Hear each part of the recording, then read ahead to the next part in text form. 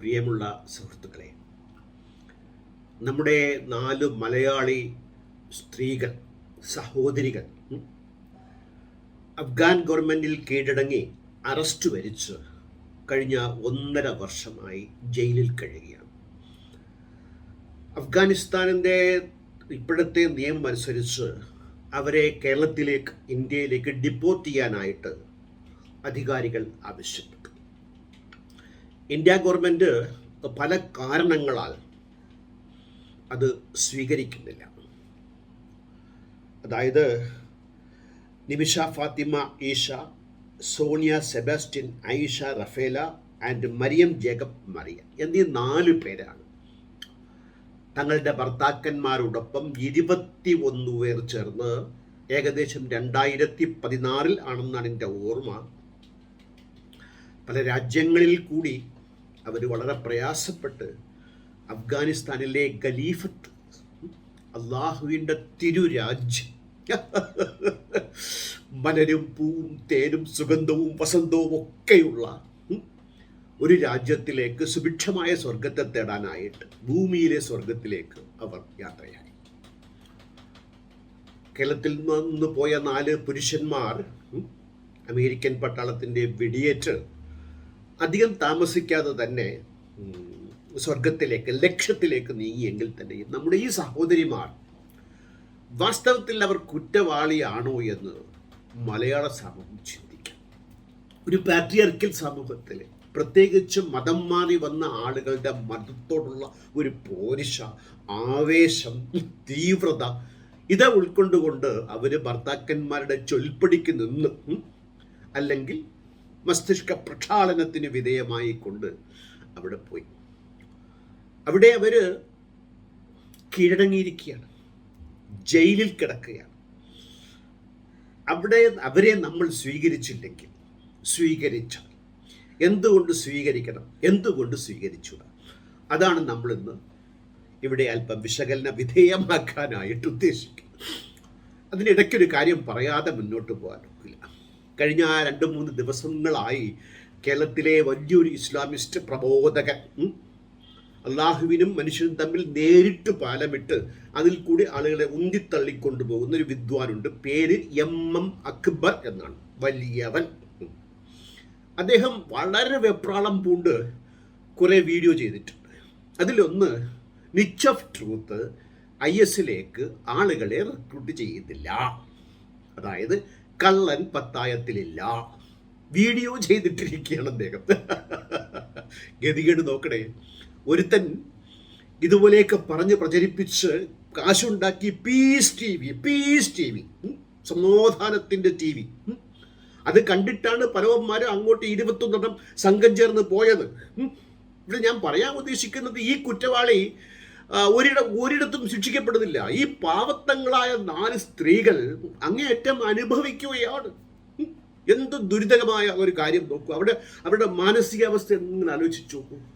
കുട്ടികളായി സ്വന്തം കുടുംബവും ഭർത്താവിൻ്റെ കുടുംബവും സംരക്ഷിക്കാൻ തയ്യാറോ എന്നുള്ളത് കണ്ടറിയണം. ചിലർ തയ്യാറാണ്.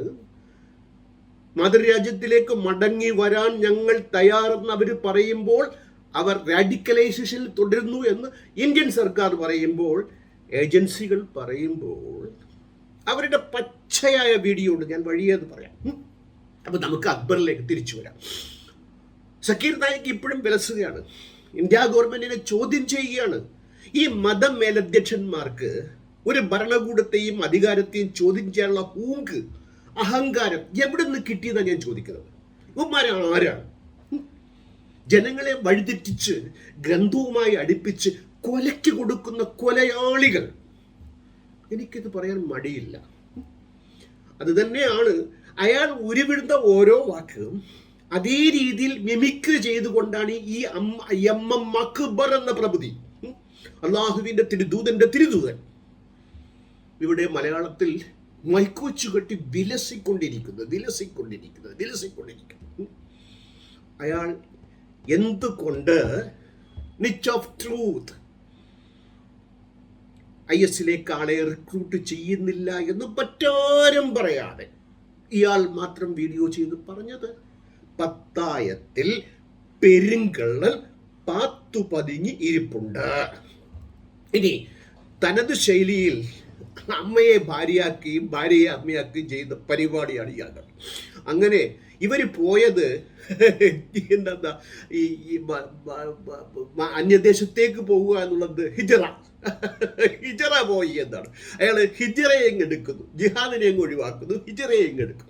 ഹിജറ എടുത്തിട്ട് ഇവർ പോയത് ഹിജറയല്ല, ഞാൻ പറയാം ഹിജറ. എങ്ങനെയുണ്ട്? അയാൾ പറയും ഹിജറ എന്നത്, ഹദീസുകളൊക്കെ ഉദ്ധരിക്കുകയാണ്. അങ്ങനെ ഇത് ഇപ്പം കക്കൂസിലെ തീട്ടത്തെ അങ്ങേര് പെർഫ്യൂമാക്കി കളയും വാചാടോപ വിദ്യ കൊണ്ട്.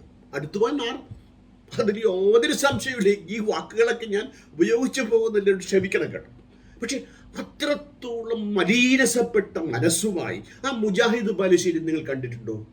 ഒരു പ്രതിപക്ഷവും ബഹുമാനവും ഇല്ലാതെ ആരെയൊക്കെ എതിർക്കുന്നു അവരെയൊക്കെ തീവ്രമായ ഭാഷയിൽ അങ്ങേയറ്റം ബൾസിച്ചുകൊണ്ട് തന്നെ ആ വിദ്വാൻ അരങ്ങ് വാഴുമ്പോൾ ഇവരെ ആരാണ് തിരിച്ചറിയേണ്ടത്? മുസ്ലിം സമൂഹം തിരിച്ചറിയണം. മുസ്ലിം സമൂഹം എന്താണ്? 90% ആളുകളും ഇതൊക്കെ അറ്റത്ത് വെച്ചുകൊണ്ട് ജീവിക്കേണ്ട രീതിയിൽ ജീവിച്ചു പോകുന്നു. അവർക്ക് ജീവിക്കണം, അടിസ്ഥാനപരമായ ഒരു ആവശ്യമാണ്. അത് കഴിഞ്ഞേ ഉള്ളൂ എല്ലാം. അള്ളാഹുവും ഭക്തിയും ഭാര്യയും മക്കളും ഒക്കെ ഞാൻ, എൻ്റെ സൗകര്യം, എൻ്റെ ജീവിതം, അത് ആര് നിഷേധിച്ചാലും പൊയ്വാക്കാണെന്നേ, അതൊക്കെ കള്ളത്തരമാണെന്നേ അതൊക്കെ. അങ്ങനെ സുഭിക്ഷമായ ജീവിതത്തിന് വേണ്ടി മലയാളികൾ, ഞാൻ എപ്പോഴും പറയാനുള്ളതാണ്, ഇസ്ലാം ഒരു പ്രായോഗിക മതമല്ലെന്ന്. അത് തെളിയിച്ചുകൊണ്ടിരിക്കുന്നത് മറ്റാരുമല്ല, ഇസ്ലാമിസ്റ്റുകൾ, മുസ്ലിങ്ങൾ തന്നെയാണ്, ഇസ്ലാമിസ്റ്റുകളല്ല. അവർ അയ്യോ ഇത് വലിയ പോട്ടെ. അപ്പം ഈ കേരളത്തിൽ നെളിഞ്ഞു നടക്കുന്ന MM അക്ബർ വിചാരണ ചെയ്യപ്പെടണം. അത് വളരെ അത്യന്താപേക്ഷിതമായ കാര്യമാണ്.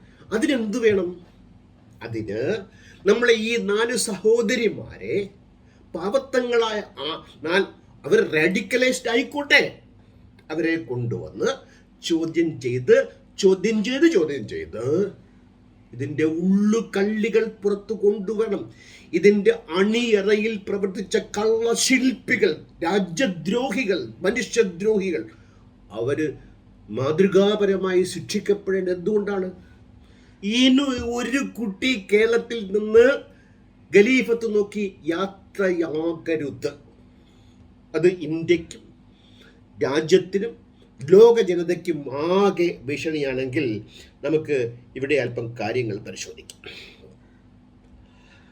ഇവര് 2016-18 കാലഘട്ടത്തിൽ ഇസ്ലാമിക് സ്റ്റേറ്റ് ഖുറൈശാൻ എന്ന പ്രൊവിൻസിലേക്കാണ് പോയത്.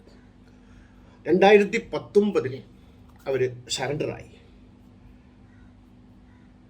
ഇവരെ കുട്ടികൾ സഹിതം ഇന്ത്യയിലേക്ക് ഡിപ്പോർട്ട് ചെയ്യാൻ അഫ്ഗാനിസ്ഥാൻ ഗവൺമെൻറ്. പക്ഷെ അഫ്ഗാനിസ്ഥാൻ ഗവൺമെൻറ്റിൻ്റെ ഈ ക്ഷണം നിരസിച്ചുകൊണ്ട്, ഫ്രാൻസിൻ്റെ മാതൃക പിന്തുടർന്നുകൊണ്ട് അവരിവിടെ വന്നാൽ പ്രശ്നങ്ങളുണ്ട്, അതുകൊണ്ട് അവിടെ അവർ വിചാരണ നേരിടട്ടെ, അവരെ അവിടെ വിചാരണ ചെയ്യാൻ ഞങ്ങളെ അനുവദിക്കണം. എങ്ങനെ? നമുക്ക് വഴിയത് പരിശോധിക്കാം. NIA 2017 ഇതുപോലൊരു കേസിൽ ഒരാൾക്കെതിരെ കേസ് ചാർജ് ചെയ്ത് അയാളിപ്പോൾ ജയിൽ ശിക്ഷ അനുഭവിക്കുകയാണ്. മുൻ ഹിസ്റ്ററി ഉണ്ട്. പക്ഷേ ഇപ്പോഴത്തെ ഭരണകൂടം ഇതിന് പേടിക്കുന്നു, ഒളിക്കുന്നു, ഒളിപ്പിച്ചു വയ്ക്കുന്നു, പാത്തു നിൽക്കുന്നു എന്നാണ്. ഇവർ കാബൂളിലെ ചക്രി പ്രിസണിലാണ് 17 മാസമായി. ഇവർ they will pose a security risk എന്നാണ് ഇന്ത്യ ഗവൺമെൻറ് പറയുന്നത്. നിരായുധരായ, മനസ്സ് മാത്രം സടകുടഞ്ഞിണി നിൽക്കുന്ന ഈ സ്ത്രീകൾ അങ്ങനെ ഉണ്ടെങ്കിൽ ഈ ഇന്ത്യ മഹാരാജ്യത്തെ എന്ത് ചെയ്യാൻ സാധിക്കുമെന്നാണ്. അവർ നമ്മുടെ അറസ്റ്റിലാണ്. അവർ നമ്മുടെ നിയമവ്യവസ്ഥയെ തകർത്തു കൊണ്ടുവന്നാൽ പോലും ഇന്ത്യൻ സെക്യൂരിറ്റി എന്ന് പറഞ്ഞാൽ അത്ര നിസ്സാരമാണോ? ആണവശേഷിയുള്ള ഇന്ത്യ സർക്കാരിൻ്റെ സുരക്ഷിതത്വം ഈ 4 സ്ത്രീകളുടെ മുമ്പിൽ അടിയറവ് പറയേണ്ടി വരുമെന്നൊക്കെ പറഞ്ഞു കഴിഞ്ഞാൽ ദഹിക്കാൻ നാരങ്ങ വെള്ളം കൂടെ വേണ്ടി വരും. തിരിച്ചു വരാൻ വളരെ നല്ല രീതിയിൽ തന്നെ അവർ സർക്കാരിനോട് ആവശ്യപ്പെടുന്നു എന്നുള്ളതാണ്. അവർ റാഡിക്കലൈസ്ഡ് അല്ല. നമുക്ക് വഴിയെ പരിശോധിക്കാം. ഇത് ഇവരെ കൊണ്ടുവരാതിരിക്കാനുള്ള ഗൂഢശ്രമത്തിൻ്റെ മറ്റെന്തൊക്കെയോ സമ്മർദ്ദത്തിൻ്റെയും മറ്റും പേരിൽ പല കാരണങ്ങളുണ്ടാകാം. പൊളിറ്റിക്കൽ, ജിയോ പൊളിറ്റിക്കൽ, പല കാരണങ്ങളുണ്ടാകും. ഈ ഒരു കുട്ടിയുടെ അമ്മ ബിന്ദു, അവർ BJP നേതാക്കളെയൊക്കെ നിരന്തരം കണ്ടു. ഒരാൾ പോലും ഹിന്ദുക്കൾ നാം ഒന്നാണ്, ഗർ വാപ്പസി ഒക്കെ ഓർമ്മയുണ്ടോ? 50 രൂപ പെട്രോൾ വിലയാണല്ലോ, അത് നമുക്ക് ഓർമ്മയുണ്ടല്ലോ. നമ്മുടെ ഓർമ്മ ഇവരുടെ ഉറക്കം കെടുത്തുന്നതാണ്. അങ്ങനെ ഓർമ്മിക്കുമ്പോൾ ഗർ വാപ്പസി നമുക്ക് ചെയ്തുകൂടെ? ആ സ്ത്രീകളെ അമ്മ പറയുകയല്ലേ വരട്ടെ എന്ന്. 4 കുട്ടികളില്ലേ, അവരെയൊക്കെ നമുക്ക് ഗർ വാപ്പസി ചെയ്യണ്ടേ? അതൊന്നും നമ്മൾ വാചാടോപ വിദ്യയിലൂടെ ഹിന്ദുക്കൾ നാം ഒന്നാണ്, മുസ്ലിങ്ങൾ നാം ഒന്നാണെന്ന് ഈ കള്ള വിദ്വാൻമാർ കള്ളം പറയുമ്പോൾ ഇതിൽ വീണു പോകുന്ന നമ്മെപ്പോലുള്ള സാധാരണക്കാർ മഠയന്മാരുടെ തന്തമാരാണെന്ന് പറയാതിരിക്കാൻ. ഇനി ഇസ്ലാമിക തീവ്രവാദം 92-ലാണ് ഇന്ത്യയിൽ വീണ്ടും വേരൂന്നിയത്. ആ വീണ്ടും എന്ന വാക്കിൽ ചരിത്രമുണ്ട്, നിങ്ങൾ വായിച്ചെടുക്കും. അതിനുശേഷം മോഡി വന്നതിന് ശേഷമാണ് ഇന്ത്യയിൽ ഇസ്ലാമിക തീവ്രവാദത്തിൻ്റെ പുഷ് ശരിക്കും ഉണ്ടായത്. കാരണം മുസ്ലിങ്ങളുടെ ഇടയിൽ ഒരു അരക്ഷിത ബോധമുണ്ടാക്കിയെടുക്കാൻ ഹൈന്ദവ ശക്തി ശക്തമായ രീതിയിൽ ഭരണം ഉറപ്പിച്ചുകൊണ്ട് തന്നെ വിജയശ്രീ ലാളിതരായി ഡൽഹി ഭരിച്ചുകൊണ്ടിരിക്കുമ്പോൾ എന്തുകൊണ്ടാണ് ഇവരെ തിരിച്ചു കൊണ്ടുവരാൻ ഇത്രയും മടിക്കുന്നത്? ഞാൻ കാണുന്ന 2 കാരണങ്ങളാണ്. ഒന്ന്, തിരിച്ചു കൊണ്ടുവന്നാൽ അത് മുസ്ലിം പ്രീണനം എന്ന് പറഞ്ഞ് വ്യാഖ്യാനിക്കപ്പെടുകയും തീവ്രവാദികളെ പുൽകി എന്ന് പറഞ്ഞ് ഹിന്ദുത്വ ശക്തികൾ ഉറഞ്ഞാടാൻ സാധ്യതയുള്ളത് കൊണ്ട് അതിനൊരു മറ. ഫസ്റ്റ് കാരണം. സെക്കൻഡ് കാരണമോ, കൊണ്ടുവന്നാൽ അവർ അക്ബറാദി, സക്കീറാദി കള്ളപ്രഭുതികളുടെ തീവ്രവാദ റിക്രൂട്ടിംഗ് ഏജൻസികളുടെ പേര് പറയേണ്ടി വരും എന്ന് പറയുന്നതാണ് ശരി. അങ്ങനെയാണെങ്കിൽ അവരെ അറസ്റ്റ് ചെയ്ത് നീതിക്ക് മുമ്പിൽ കൊണ്ടുവന്ന് വിചാരണ നടത്തുകയാണെങ്കിൽ ഇന്ത്യയിലെയും പ്രത്യേകിച്ച് കേരളത്തിലെയും സാധാ മുസ്ലിങ്ങളെ തീവ്രവാദത്തിലേക്ക് തള്ളിവിടുന്ന ഈ ശക്തികളുടെ ശക്തിക്ഷയമുണ്ടാവുകയാണെങ്കിൽ അത് BJPയും RSSും ഇഷ്ടപ്പെടുന്നില്ല. ഇവർ നിലനിൽക്കണം, ഞങ്ങൾക്ക് ആളെ കൂട്ടി തരണം. അതുകൊണ്ട് അവർക്ക് ഒളിഞ്ഞും പാത്തും പതുങ്ങിയും രാവിൽ വെള്ളവും വളവും ഇട്ട് കിടക്കുന്നത് ഫാസിസ്റ്റ് ശക്തികൾ തന്നെയാണ്. അവർ തിരിച്ചറിയുകയും ചെയ്യും. തിരിച്ചറിയാനാലും ഈ കശ്മലന്മാർക്ക്, ഹിന്ദുത്വ ശക്തികൾക്ക് ഹിന്ദു സ്ത്രീകളോട്, ബിന്ദുവിനോട് സ്നേഹമില്ലാത്തതുപോലെ മുസ്ലിങ്ങളോട് പറയുന്ന സ്നേഹമൊക്കെ കാപഢ്യം നിറഞ്ഞതാണ്. സ്നേഹമുള്ള ഒരു കൂട്ടരാണെങ്കിൽ ഇവർ ഒരിക്കലും ഇത്തരത്തിൽ ഇവരെ ഈ രീതിയിലേക്ക് തള്ളിവിടില്ല. കേരള പോലീസ് പറഞ്ഞത് ISന്റെ സ്ലീപ്പർ സെൽസ് ഇവിടെ പ്രവർത്തിക്കുന്നു എന്നാണ്. എങ്ങനെ? നമ്മുടെ കാന്തപുരം അബൂബക്കർ മുസ്ലിയാർ തീവ്രവാദത്തിലേക്ക് തള്ളിവിടുന്നു? എനിക്ക് തോന്നുന്നില്ല. അയാൾ വിഡിതൊക്കെ പറയും, സ്ത്രീവിരുദ്ധമൊക്കെ പറയുമ്പോൾ അതൊക്കെ ആളുകൾ കേൾക്കൂല.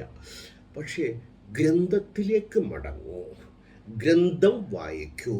ഗ്രന്ഥമാണ് ഏറ്റവും ഉത്കൃഷ്ടവും മഹനീയമായ ശരിയെന്ന് പറയുന്ന ഈ പ്രബുദ്ധികൾ, ദ ബിഗ് പീപ്പിൾ, ഭീകരന്മാരാണ്, അതിതീവ്രവാദികളാണ്, രാജ്യദ്രോഹികളാണ്, മനുഷ്യദ്രോഹികളാണ്. ഇതിന് നേതൃത്വം കൊടുത്തത് റഷീദ് അബ്ദുല്ല ആൻഡ് സജീർ മംഗലാശ്ശേരി എന്ന 2 ആളുകളാണ്. അവർക്ക് എന്ത് പറ്റി, അവരെവിടെയാണെന്ന് ഞാൻ അന്വേഷിച്ചില്ല, അതുകൊണ്ട് ഇവിടെ പറയുന്നില്ല. 100 പേർ സിറിയ, ഇറാഖ്, അഫ്ഗാനിസ്ഥാൻ തുടങ്ങിയ രാജ്യങ്ങളിൽ 2017 മുതൽ 2020 വരെ ആടുമേക്കാൻ. ഈ ആടുമേക്കാൻ എന്ന് പറയുമ്പോൾ ആടുമേക്കാനല്ല, പ്രാകൃതമായ ജീവിതത്തിൽ ചെരുപ്പില്ലാതെ, മൊബൈൽ ഫോണില്ലാതെ, കുടയില്ലാതെ ഇഷ്ടപ്പെടുന്ന ആഹാരമില്ലാതെ, ടി വി ഇല്ലാതെ, ഒരു 1400 മുമ്പത്തെ വർഷത്തിലേക്കുള്ള ഒരു ആടുമേക്കൽ പ്രയാണമാണ്. ആടുമേക്കൽ പ്രയാണമാണ്. ആടും വേണം. അന്ന് നബി എന്തൊക്കെ ചെയ്തോ അതൊക്കെ അതേപടി ചെയ്യാനായി ഗ്രന്ഥത്തിൻ്റെ ഉത്കർഷം ഉൾക്കൊണ്ടുകൊണ്ട് മതബോധം കൊണ്ട് മാനവബോധവും സാമാന്യബോധവും നഷ്ടപ്പെട്ട് 100 പേർ ഇന്ത്യയിൽ നിന്ന് ഇവിടേക്ക് വണ്ടി കയറി എന്നുള്ളതാണ്. അതിൽ പലരുടെയും അവസ്ഥ, 4 പേര് തിരിച്ചു വന്നപ്പോഴത്തേക്കും ഡൽഹിയിൽ വെച്ച് മലയാളികളാണ്, പോലീസ് അറസ്റ്റ് ചെയ്തു. അതുപോലെ ഈ കുട്ടികൾ എന്ത് പിഴച്ചു എന്നാണ് ചോദിക്കുന്നത്. ഇപ്പം നമ്മളെ അവർ സ്വീകരിച്ചില്ല. അഫ്ഗാനിസ്ഥാനിൽ വെച്ച് നമ്മൾ അവരെ വിചാരണ ചെയ്യാനായിട്ട് അനുവാദം വാങ്ങിച്ചു, കിട്ടിയെന്ന് വെക്കുക. അഫ്ഗാനിസ്ഥാനിലേക്ക് താലിബാൻ വരാനുള്ള രംഗങ്ങളൊക്കെ ഒരുങ്ങി വരുന്നുണ്ട്. ഒരു ഇസ്ലാമിക് സ്റ്റേറ്റ് സ്ഥാപിക്കുക, ഞങ്ങൾ സമാധാനത്തിന് തയ്യാറാണെങ്കിലും ഇസ്ലാം സ്റ്റേറ്റ് വിട്ടുള്ള ഒരു കളി ഞങ്ങൾക്കില്ല, ഖലീഫത്ത് വിട്ടുള്ള കളി ഞങ്ങൾ കളിക്കില്ല, അതിന് തയ്യാറാണെങ്കിൽ ചർച്ച ചെയ്യാമെന്നാണ്. അങ്ങനെ നോക്കുകയാണെങ്കിൽ താലിബാൻ അഫ്ഗാനിസ്ഥാനിൽ പിടിപിടിക്കുകയാണെങ്കിൽ ഖൊറേസാൻ പ്രൊവിൻസ് ഉൾപ്പെടെ അവരുടെ നില എന്താവും? ഈ തന്ന ഉറപ്പുകളൊക്കെ കാറ്റിൽ പറക്കും. അവർ വേണമെങ്കിൽ കെട്ടിപ്പിറക്കി പോകാൻ പറയും NIA-യോട്, ഞങ്ങൾ നോക്കിക്കൊള്ളാമെന്ന് പറയും. ഈ സ്ത്രീകളുടെ അവസ്ഥയോ? അവർ വെന്തുരുകുകയാണെന്നേ. അവരുടെ മാനസിക നിലയിലേക്ക് നിങ്ങൾ നിങ്ങളെ പറിച്ചിട്ട് നോക്കൂ. അപ്പോൾ അറിയാം അതിൻ്റെ ദുരിതം. എന്തൊക്കെയോ സംഭവിച്ചു, ജീവിതത്തിൽ പാടില്ലാത്ത പലതും സംഭവിച്ചു. അതിൻ്റെ ഇരകളായി ഓരോ സെക്കൻഡും വ്യഥയോടുകൂടി സമാധാനക്കേടോടുകൂടി മക്കളെയോർത്ത് നീറിക്കഴിയുന്ന 4 സഹോദരിമാർ. തള്ളിവിട്ടവർ തള്ളപ്പെടാൻ പാടില്ല എന്നുള്ളതാണ്. അവരെ കുട്ടികൾ അവർക്ക് ഹ്യൂമാനിറ്റേറിയൻ ഗ്രൗണ്ടിൽ മാനവികതയിൽ ഊന്നി മനുഷ്യത്വപരമായ നിലപാടെടുത്തുകൊണ്ട് ഇന്ത്യയിലേക്ക് ഇവരെ തിരിച്ചു കൊണ്ടുവരണമെന്നാണ് സോണിയ ആയിഷ. അവർ ഇന്ത്യയിലേക്ക് വരാൻ നോക്കിയിരിക്കുന്നു. ഭർത്താവിൻ്റെ കുടുംബവുമായി യോജിക്കാനെന്ന് പറയുന്ന ഒരു വീഡിയോ ഞാൻ കണ്ടു എന്നുള്ളതാണ്. NIA പറയുന്നൊരു വിരുദ്ധമായ രീതിയാണിത്. ഇസ്ലാമിക രീതികൾ തുടരാനാണ് ഞങ്ങൾ ഖലീഫത്തിലേക്ക് പോയത്. പക്ഷേ ഞങ്ങൾ പ്രതീക്ഷിച്ചതൊന്നും അവിടെ ഇല്ല. പൊൻവാക്കുകളാണ്. ഞങ്ങൾ പ്രതീക്ഷിച്ച രീതിയിൽ ഇവരെന്തോ സ്വപ്നം കണ്ടു, ഇവരെ എന്തോ പറഞ്ഞു ഫലിപ്പിച്ചു, ഇവരെ എങ്ങാണ്ടോ വഴിതെറ്റിച്ചു, മസ്തിഷ്ക പ്രക്ഷാളനം ചെയ്തു. ചെന്ന് നോക്കിയപ്പോൾ സ്വർഗം പോയിട്ട് നരകമാണ് അവിടെ ഉള്ളത്. പ്രതീക്ഷയ്ക്കൊത്ത് വളർന്നില്ല പോലെ. നോക്കൂ, ഇത് ഇനി പോകാൻ നിൽക്കുന്നവർ മനസ്സിലാക്കണം, ഉൾക്കൊള്ളണം. അവന്മാരെ പഠിപ്പിക്കാൻ നിൽക്കുന്ന ഇവന്മാരും ഇത് ഉൾക്കൊള്ളണം. ആ പാപത്തുങ്ങളെ ഇവനൊന്നും പോകുകയല്ലെന്നേ. ഇവനൊക്കെ നെളിഞ്ഞ് നല്ല കോട്ടുമിട്ട് മൈക്കിൻ്റെ മുമ്പിൽ AC-യിൽ വന്ന് നിന്ന് എല്ലാവിധ സുഖ സൗകര്യങ്ങളോടുകൂടി ഈ പാപത്തങ്ങളെ പിഴിഞ്ഞ് ചൂഷണം ചെയ്ത് ജീവിച്ചുകൊണ്ടേയിരിക്കും. ഇവറ്റകളുടെ വാക്കും കേട്ട് ഇറങ്ങിപ്പുറപ്പെടുന്നവർ പറയുന്നു, ഞങ്ങൾ പോയ സ്ഥലത്ത് പ്രതീക്ഷിച്ചതില്ല എന്ന്. പ്രതീക്ഷ നൽകിയത് ആര്? വിടരുത്. ആയിഷ പറയുന്നത്, എൻ്റെ ഓർമ്മ ശരിയാണെങ്കിൽ ഈ സോണിയ ആയിഷ MM അക്ബറിന്റെ പി സ്കൂളിലെ അധ്യാപികയാണ്. നിച്ചാഫ്റ്റു സംഘടിപ്പിച്ച മതം മാറി വന്നവരുടെ വിശദീകരണ യുഗത്തിൽ പ്രാസംഗികയായിരുന്നു. അത് തിരിഞ്ഞു കൊത്തുമെന്ന് കണ്ടിട്ട് ആ വീഡിയോ എടുത്തു മാറ്റിയെന്ന് അക്ബർ തന്നെ കുർബാന നടത്തുന്ന കാഴ്ച നമ്മൾ കണ്ടുകൊണ്ടിരിക്കുകയാണ്. ആയിഷ സോണിയ പറയുന്നു, ആരെങ്കിലും ഈ പാത തിരഞ്ഞെടുക്കുകയാണെങ്കിൽ നിങ്ങൾ ഒത്തിരി ആലോചിക്കൂ. മുൻപേ പോയവർ വഴി കാട്ടുന്നുണ്ട് ഇന്ത്യൻ മുസ്ലിങ്ങൾക്ക്, കേരളത്തിലെ മലയാളി മുസ്ലിങ്ങൾക്ക്. ആയിഷയുടെ വാക്ക് പൊൻവാക്കാണ്, അത് തള്ളിക്കളയാനുള്ളതല്ല എന്നുള്ളതാണ്. ഈ റഷീദ് ആരാണ്? ഇവനാണ് മരിച്ചുപോയി. ഇവനാണ് ആളുകളെ ഇവിടുന്ന് റിക്രൂട്ട് ചെയ്യുന്നത്. ആയിഷയുടെ ഭർത്താവാണ് റഷീദ് എന്നാണ് എൻ്റെ ഓർമ്മ. ഇയാൾ ആരാ? ഇയാള് പീസ് സ്കൂളുമായി ബന്ധമുള്ള ആളാണ്. ഭാര്യയും ഭർത്താവും. ഈ പീസ് സ്കൂൾ എന്ന് പറയുമ്പോൾ കേൾക്കാത്തവർക്കും അറിയാത്തവർക്കും പറയാ, MM അക്ബറിന്റെ ചെയർമാൻ സ്ഥാനത്തിൽ നടത്തപ്പെടുന്ന ഇസ്ലാമിക സ്കൂളാണ്. കൺട്രോവേഴ്സി ഉണ്ടായപ്പോഴത്തെ അഭിലാഷ് ചോദിച്ചില്ലേ, 2ാം ക്ലാസ് പാഠപുസ്തകത്തിൽ 2ാം ക്ലാസ് പഠിക്കുന്ന കുട്ടിയോട് ചോദിക്കുന്നു, ക്രിസ്തീയ കുട്ടിയോട് എന്ത് സംസാരിക്കണം? തനി വർഗീയത പഠിപ്പിക്കുന്ന വർഗീയ സ്കൂളാണ് പീസ്. സിലബസൊക്കെ എപ്പോൾ മാറ്റിക്കാണ്, പഠിപ്പിച്ചാണ് ഈ പാഠം ഉൾക്കൊണ്ടാണ് ഈ പാവത്തങ്ങൾ അങ്ങോട്ട് പോയി. ഈ പാഠങ്ങൾ അതുപോലെ മദ്രസ അധ്യാപനത്തിൽ ഈ ക്ലബ് ഹൗസിൽ ഒരു ചർച്ച നടക്കുന്നുണ്ട്, മദ്രസാഘാത പീഡനാനുഭവങ്ങൾ. അത് ഈ നുള്ളലും തൊടലും തലോടലും ഈ കിളിപ്പെടുന്ന വർത്തമാനങ്ങളാണ്. പക്ഷെ ഞാൻ പറയുന്നത് അവിടുത്തെ പീഡനം എന്ന് പറയുന്നത് ഏറ്റവും വലിയ പീഡനം. അത് ബോണെ മുസ്ലിം എന്ന് ഗസാല മുഹമ്മദിന്റെ പുസ്തകത്തിൽ വിശദീകരിക്കുന്നുണ്ട്. അതൊക്കെ ഒരു എന്താ പറയുക, മുസ്ലിം സമൂഹത്തെ പിന്നാക്കം വലിക്കുന്ന 1400 വർഷത്തെ മുമ്പത്തെ ആടുമേക്കലിലേക്ക് നയിക്കുന്ന ഒരു ഗ്രന്ഥശാലയും പാഠശാലയുമാണ്. അതിൽ പീഡനം അനുഭവിക്കുന്ന കുട്ടികളാണ്. ഇൻഡോക്ട്രിനേഷൻ എന്ന ആ വകുപ്പിന്റെ കീഴിൽ നിന്ന് വരും. കുട്ടികളെ മസ്തിഷ്ക പ്രക്ഷാളനം ചെയ്യുക. വളരട്ടെ, 18 വയസ്സ് കഴിയട്ടെ, തീരുമാനിക്കട്ടെ, എങ്ങു വേണമെങ്കിലും പോട്ടെ. തീവ്രവാദത്തിലേക്ക് പോകാൻ പറ്റില്ല, അത് നമ്മുടെ ജീവന് ഭീഷണി ആയതുകൊണ്ട്. അപ്പം ഈ റഷീദ്, അപ്പം ഞാൻ ചോദിക്കുന്നത്, എനിക്ക് പണ്ടേയുള്ള സംശയമാണ്. നമ്മുടെ ഉമ്മൻചാണ്ടിയുടെ കാലത്ത് ഈ നമ്മുടെ ഒരു സുന്ദരി സ്ത്രീ ഉണ്ടല്ലോ, സോളാർ പോലെ തിളങ്ങി വരുന്ന ആ സ്ത്രീ, അവര് സെക്രട്ടേറിയറ്റിൽ നിരങ്ങിയപ്പോൾ ഉമ്മൻചാണ്ടി അറിഞ്ഞില്ല എന്ന് എനിക്ക് വിശ്വസിക്കാൻ പറ്റില്ല. അതിൽ രണ്ട് കാര്യം. ഒന്ന്, ഉമ്മൻചാണ്ടിക്ക് സാമർഥ്യമില്ല ഈ കാര്യങ്ങൾ മനസ്സിലാക്കാൻ വേണ്ടി, അല്ലെങ്കിൽ ഒളിപ്പിച്ചു വയ്ക്കും. രണ്ടാമത്തതാണ് എൻ്റെ മനസ്സ് ഉൾക്കൊള്ളുന്നത്. അതുപോലെ എനിക്ക് പിണറായി സഹാബിനെ ഇഷ്ടമാണ്. പക്ഷേ ഈ സ്വപ്ന സുരേഷ് എന്നാണ് എൻ്റെ ഓർമ്മ, അവർ അതുപോലത്തെ മറ്റൊരു സോളാർ 2 കയറി നരങ്ങിയിട്ട് ഇദ്ദേഹം അറിഞ്ഞില്ല എന്ന് പറഞ്ഞു കഴിഞ്ഞാൽ എനിക്കത് മെഴുകണമെങ്കിൽ മാംഗോ ജ്യൂസ് കൂടെ വേണം. അല്ലാതെ ഞാൻ പറയാൻ കാരണം, ഈ അക്ബർ എന്ന ഇന്ന് മുൻകൂർ ജാമ്യമെടുത്ത് കേരള മനസാക്ഷിയുടെ മുമ്പിൽ ഞാൻ കുറ്റവാളി അല്ലെന്നുറക്കെ പ്രഖ്യാപിക്കാൻ തീവ്ര ശ്രമം നടത്തുന്ന ഇയാൾ, ഇവർ രണ്ടുപേരുടെയും ഒത്താശകൾ എത്രത്തോളം ചെയ്തിട്ടുണ്ട് എന്നുള്ളത് ചെയ്യാതിരിക്കുമോ? നമ്മൾ ആ നേരത്തെ കണ്ട 2 മുഖ്യമന്ത്രിമാരുടെയും നിലപാടുമായി ബന്ധപ്പെട്ട് ചേർത്ത് വായിക്കുമ്പോൾ ഇതുകൂടി നമ്മൾ ചേർത്ത് വായിച്ചാൽ നോക്കൂ, ഇയാൾ അറിഞ്ഞിട്ടുണ്ട്, ഇയാൾ പ്രോത്സാഹിപ്പിച്ചിട്ടുണ്ട്. അതിനെന്താ വേണ്ടത്? ഈ ആയിഷയെ കൊണ്ടുവന്ന് ശക്തമായ രീതിയിൽ അവിടുത്തെ ബന്ധം ചോദിക്കണം. പീസ് സ്കൂളിലെ പ്രസംഗിച്ച പ്രസംഗം വീണ്ടും പറഞ്ഞിട്ട് പൊതുരംഗത്തത് ആളുകളെ കേൾപ്പിക്കണം. കാരണം ഒരുപാട് ചെറുപ്പക്കാർ മുജാഹിദിന്റെ പുറകെ പോയിട്ടുണ്ട്. ഇവരെയൊക്കെ രക്ഷപ്പെടുത്തി മുഖ്യധാരയിലേക്ക് വിശ്വാസം വിട്ടു വരണ്ടെന്നേ.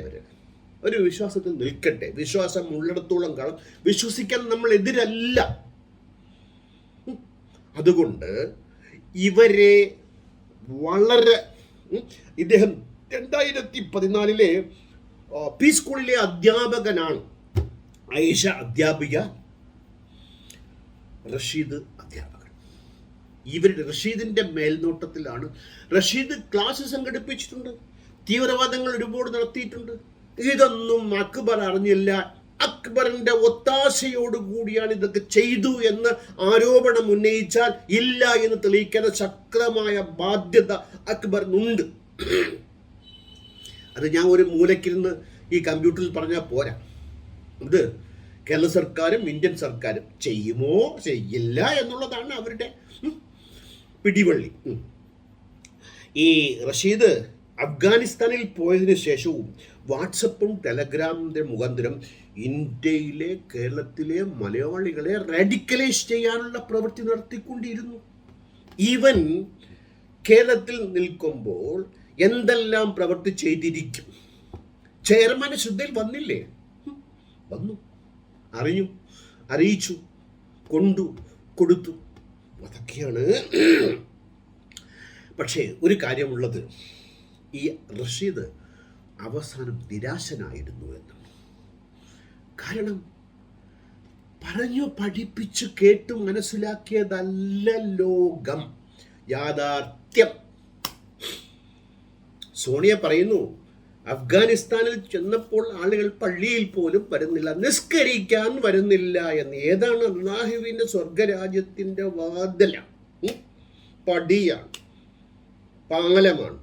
അവിടെ ആളുകൾ സ്വർഗത്തിൽ നിസ്കരിക്കേണ്ടതില്ലാത്തത് കൊണ്ട് അഫ്ഗാനിസ്ഥാനിലെ ആളുകൾ നിസ്കരിക്കുന്നില്ല എന്ന് പറയുന്നത് നമ്മൾ ആരുമല്ല, സോണിയയാണ്. റാഡിക്കലൈസേഷന് വിധേയമായ സോണിയ കുറ്റസമ്മതം നടത്തുകയാണ്. അവർ പള്ളിയിൽ പോലും വരുന്നില്ല. എന്തു ഇസ്ലാമിക രാജ്യമെന്ന് നോക്കുക. അതുകൊണ്ട് റഷീദ് അവസാനം നിരാശനായിരുന്നു എന്നും, എന്നാലും അദ്ദേഹം അഫ്ഗാൻ വിടാൻ കൂട്ടാക്കിയില്ല. അതുകൊണ്ട് അമേരിക്കൻ പട്ടാളത്തിൻ്റെ വെടിയേറ്റു മരിച്ചു. ആയിഷ പറയുകയാണ്, there is no system here. ഒരു സംവിധാനവുമില്ല. കുത്തഴിഞ്ഞ ജീവിതത്തിൻ്റെ പറുദീസ. Nothing is happening and people don't come to the masjid to പ്രേ.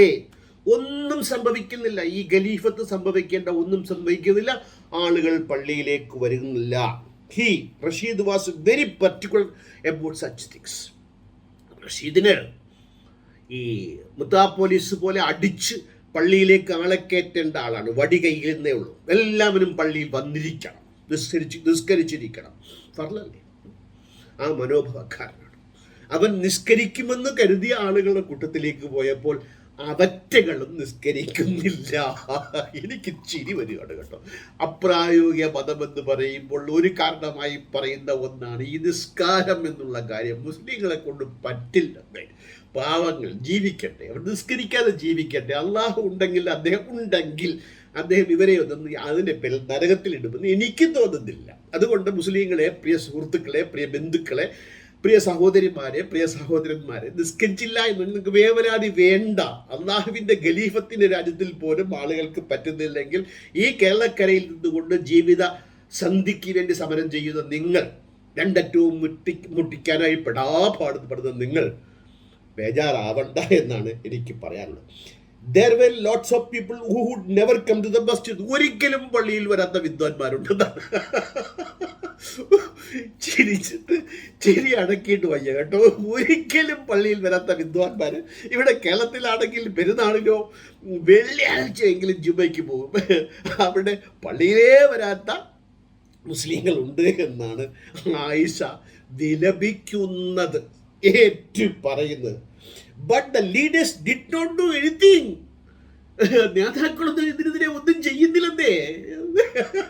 വടിയെടുക്കുന്നില്ല, വാളെടുക്കുന്നില്ല, തിട്ടൂരമിറക്കുന്നില്ല, ഒന്നും ചെയ്യുന്നില്ല എന്നുള്ളത് ഗതികേടിൻ്റെ ഒരു കാര്യങ്ങൾ നോക്കട്ടെ നിങ്ങൾ.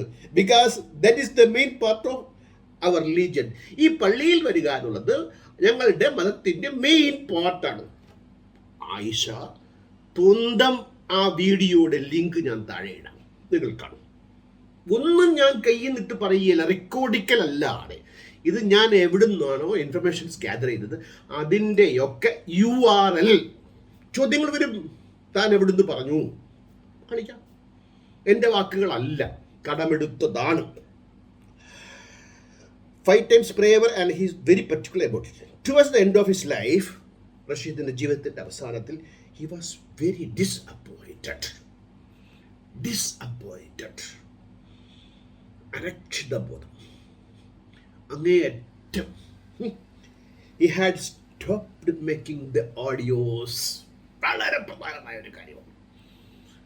ഓഡിയോ വീഡിയോ ഉണ്ടാക്കി ഖലീഫത്തിലേക്ക്, ജിഹാദിലേക്ക്, സ്വർഗത്തിലേക്ക്, അള്ളാഹുവിൻ്റെ രാജ്യത്തിലേക്ക്, സുഭിക്ഷതയിലേക്ക്, തേനും നീരും പാലും വേണ്ട, ഞാനിത് ചെയ്യുന്നില്ല, ഇത് നടക്കുകയല്ല. ആരാ? ഇവിടുന്ന് പീസ് സ്കൂളിൽ ജോലി ചെയ്ത് ആളുകളെ റിക്രൂട്ട് ചെയ്ത് അവിടെ കൊണ്ടുപോയി അവിടെ ഇരുന്നു കൊണ്ട് തന്നെ ഇവിടുത്തെ ആളുകളുടെ താല്പര്യമുള്ളത് കൊണ്ട് വീഡിയോ ചെയ്തൊക്കെ പ്രബുദ്ധമായ രീതിയിൽ, ഉത്കൃഷ്ടമായ രീതിയിൽ, അങ്ങേയറ്റം തീവ്ര മനോഭാവത്തോടു കൂടി തന്നെ പ്രചണ്ഡ പ്രകടനം ചെയ്ത വിദ്വാൻ പറയുകയാണ്, I am stopping all this. I am highly disappointed. എന്താ എൻ്റെ സുഹൃത്തുക്കളെ ഇതൊക്കെ കാണിക്കുന്നു? ഇതൊക്കെ കണ്ടും കേട്ടും പഠിച്ചില്ലെങ്കിൽ ആത്മഹത്യാപരമെന്ന്. ഇനി ഇവരെ കൊണ്ടുവരില്ല എന്ന് പറയുന്നത് നിയമപരമായി നമുക്ക് ഒന്ന് രണ്ട് കാര്യങ്ങൾ നോക്കി അവസാനിപ്പിക്കാം. അത് ഇന്ത്യൻ ഭരണവ്യവസ്ഥ, നമ്മുടെ മഹത്തായ പാരമ്പര്യമുള്ള മഹത്തായ കോൺസ്റ്റിറ്റ്യൂഷൻ അനുവദിക്കുന്നതല്ല. പൗരത്വം റദ്ദു ചെയ്യാൻ ഭരണകൂടത്തിന് അധികാരമില്ല. ജനിച്ചാൽ പൗരനാണെങ്കിൽ കൊടുക്കുന്ന പൗരത്വമുണ്ട്, അത് റദ്ദ് ചെയ്യാം. ഇത് പറ്റില്ല. UK ഷാമിന ബീഗം ഇതുപോലെ തീവ്രവാദത്തിലേക്ക് പോയി. അവർ തിരിച്ചു വരാൻ തയ്യാറായി. വന്നപ്പോഴത്തേക്ക് പൗരത്വം റദ്ദ് ചെയ്തു. അവർ കോടതിയിലേക്ക് പോയി. കോടതി പറഞ്ഞു നിങ്ങൾക്കതിന് അധികാരമില്ല എന്ന്. 2014 ഇതേ കേസിൽ ആരിഫ് മജീദ് എന്ന ആൾ ശിക്ഷിക്കപ്പെട്ട് ഇപ്പോൾ ഇന്ത്യൻ ജയിലിലാണ്. അതുകൊണ്ട് തിരിച്ചു കൊണ്ടുവരില്ല എന്ന് പറയുന്നത് നിലനിൽക്കുന്നില്ല. ബന്ധു അവർ കോടതിയിൽ പോകുമെങ്കിൽ ഇത് റദ്ദാക്കപ്പെടും. എങ്കിൽ അവർ തിരിച്ചു വരും. അക്ബറിൻ്റെ ഉറക്കം കെടാൻ തഹജ്ജത്ത് ഇഷ്ടംപോലെ നിസ്കരിക്കാൻ അക്ബറെ ഇഷ്ടം പോലെ തഹജ്ജത്ത് നിസ്കരിക്കാനുള്ള അവസരം അക്ബറിനെ കാത്തു വന്നുകൊണ്ടേയിരിക്കുന്നു. നിയമപരമായി ഇന്ത്യൻ പൗരത്വം റദ്ദാക്കാം. ഇനി ഒരു കാര്യം അറിയാമോ? ഇവരെ ഈ തിരിച്ചു കൊണ്ടുവരുന്ന കാര്യമുണ്ടല്ലോ, ഇത് പല രാജ്യത്തിനും തലവേദനയാണ്. ഇതേ സംഭവം പല രാജ്യങ്ങൾ, യൂറോപ്യൻ രാജ്യങ്ങളൊക്കെ ഇവരെ തിരിച്ചു കൊണ്ടുവന്നാൽ എന്താണ്? ഇവർ റാഡിക്കലൈസേഷന് വിധേയമാക്കി ബാക്കിയുള്ളവരെ കൂടെ വഴിതെറ്റിക്കുമോ? അടങ്ങിയിരിക്കുമോ? പൊതുസമൂഹത്തോട് ചേരുമോ? ഒരു പുത്തൻ പ്രതിഭാസം ലോക സമൂഹത്തിന് മുമ്പിൽ ഉയർന്നു വരികയാണ്. ഈ മുസ്ലിം തീവ്രവാദം കാരണം, ഈ ഗ്രന്ഥം കാരണം. ആ ഗ്രന്ഥം അത് നിങ്ങൾ പുനർവിചാരണ ചെയ്യൂ. അത് നിങ്ങൾ മാറ്റിയെഴുതണ്ട. ഇതിൽ നല്ല വശങ്ങൾ, ഇപ്പം നമ്മുടെ ഒരുത്തനുണ്ടല്ലോ സൗദിയിൽ, മുഹമ്മദ് ബിൻ സൽമാൻ, അദ്ദേഹം പറയുന്നത് പോലെ നിങ്ങൾ പറയൂ. അദ്ദേഹം പ്രവർത്തിക്കുന്നത് പോലെ. ബാങ്ക് ഒച്ചത്തിൽ വിളിക്കണ്ട, ബാക്കി പള്ളിയിലെ പ്രാർത്ഥനകൾ മൈക്കിൽ കൂടി വേണ്ട എന്ന ധീരമായ നിലപാടെടുത്തു. ഇപ്പം പത്രത്തിൽ ഞാൻ വായിച്ചു. അങ്ങനെ നിങ്ങൾ പൊതുധാരയിലേക്ക് അള്ളാഹുവിൻ്റെ തൃപ്തിയോടുകൂടി, അള്ളാഹു ഉണ്ടെങ്കിൽ ഇതൊന്നും അള്ളാഹു നിങ്ങളെ ശിക്ഷിക്കില്ല എന്ന അള്ളാഹുവിൻ്റെ നിങ്ങൾ പറയുന്ന സ്വഭാവം വെച്ചുകൊണ്ട് ഞാൻ തീർച്ചപ്പെടുത്തി പറയാം. എൻ്റെ പൊന്നു മുസ്ലിം സുഹൃത്തുക്കളെ, കരുണാമയനും അങ്ങേയറ്റം മനുഷ്യരുടെ സ്നേഹവുമുള്ള, മനുഷ്യനെ തെറ്റിൽ നിന്ന് മാറ്റാനായിട്ട് ഭഗീരഥ ശ്രമം നടത്തുന്ന അള്ളാഹു, അവൻ്റെ ഈ തുച്ഛമായ ജീവിതത്തിൽ എത്രയാ ഒരു പുരുഷായുസ്? 70, 35-30 വർഷം ഉറങ്ങിത്തീരും, 10-12 വർഷം ബാല്യവും വാർദ്ധക്യവും. പിന്നെ എന്നാ ചെയ്യാനാണ്? അതിനിടയ്ക്ക് എന്തെങ്കിലും ചെയ്താൽ പൊറുക്കും, മാപ്പാക്കും. റബ്ബുൽ ഇസ്സത്തായ റഹ്മാനുർ റഹീമായ തമ്പുരാനെന്ന് മുസ്ലിങ്ങളോട് ഞാൻ പറയുന്നു. എനിക്ക് വിശ്വാസമില്ലെങ്കിലും ഇത് ലോകത്തിന് ഈ പ്രതിഭാസം ഒരു പുതിയ തലവേദനയാണെങ്കിൽ ഈ ഗ്രന്ഥത്തെ അതിൻ്റെ അർത്ഥത്തിലും വ്യാപ്തിയിലും 1400 വർഷം മുമ്പത്തെ ആ പ്രതിസ്ഥാനത്തെ ആ സ്റ്റേജിലേക്ക് കൊണ്ട് പറിച്ചു തട്ടി നടത്താക്കാൻ തുനിയുമെങ്കിൽ പ്രശ്നമാണ്. നിങ്ങൾക്ക് മാത്രമല്ല, നമ്മൾക്ക് മാത്രമല്ല, അയൽവാസികൾക്ക് മാത്രമല്ല, ലോകത്തിനാകെ പ്രശ്നമാണ്. അതുകൊണ്ട് ഉത്തരവാദികൾ മാതൃകാപരമായി ശിക്ഷിക്കപ്പെടണം. ഒരു ചെറുപ്പക്കാരൻ പോലും ഇന്ത്യയിൽ നിന്ന് ഇതിലേക്ക് വണ്ടി കയറരുത്. പീസ് സ്കൂളുകളുടെ പ്രവർത്തനം പീസാക്കി മാറ്റാൻ വേണ്ട നിലപാടുകൾ ഈ നയം തുടരുകയാണെങ്കിൽ എടുക്കേണ്ടി വരും എന്ന് പറഞ്ഞുകൊണ്ട് മറ്റൊരു അധ്യായത്തിൽ കാണുന്നവരെ നന്ദി, നമസ്കാരം, ഗുഡ് ബൈ.